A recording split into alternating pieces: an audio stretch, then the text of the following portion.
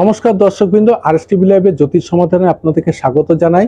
আপনারা জানেন দর্শকবৃন্দ, বিভিন্ন যে শর্ট ভিডিওগুলো হয় তাতে কিন্তু আমি আমার চেম্বারে আসা বিভিন্ন জাতক বা জাতিকার হরোস্কোপ নিয়ে টুকটাক আলোচনা করি।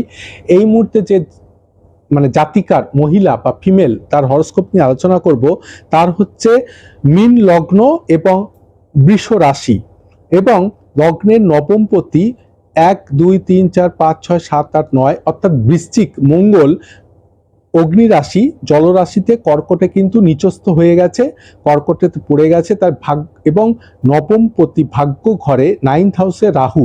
তাই এই যে জাতিকা বিভিন্নভাবে স্ট্রাগল করছে কিন্তু কিছুতেই উন্নতি করতে পারছে না, কেরিয়ার হেলথ সবকিছুতেই ডিস্টার্ব আসছে, কোনো রকম চাকরির পরীক্ষা দিয়েও সফল হচ্ছে না। তার একটাই কারণ হচ্ছে নবমে ভাগ্য ঘরে রাহু বসে গেছে, রাহু বারবার তাকে হতাশ করছে। মঙ্গলের ঘর রাহু মাথা গরম করিয়ে দেয় এবং মঙ্গল নবমপতি জলরাশিতে বসে গেছে, কর্কটের ঘরে নিচস্থ হয়ে গেছে। এরম অবস্থায় অবশ্যই তাকে একটা ভাগ্যের পাথর বা ভাগ্যের উন্নতির জন্য অবশ্যই রেড পলা বা লাল পলা বা রেড কোরেল বা লাল পলা পড়তে হবে। মঙ্গলের অধিষ্ঠাত্রী দেবী মা বগলামুখীর পুজো করা যেতে পারে, গণেশজির পূজা করতে পারে এবং নবমে রাহু বসে যে ডিস্টার্ব দিচ্ছে রাহুকে সন্তুষ্ট করার জন্যে শনিবার করে কালো কুকুর বা কাককে কিছু খাওয়ানো যেতে পারে এবং মা ছিন্নমস্তার পূজা করা যেতে পারে।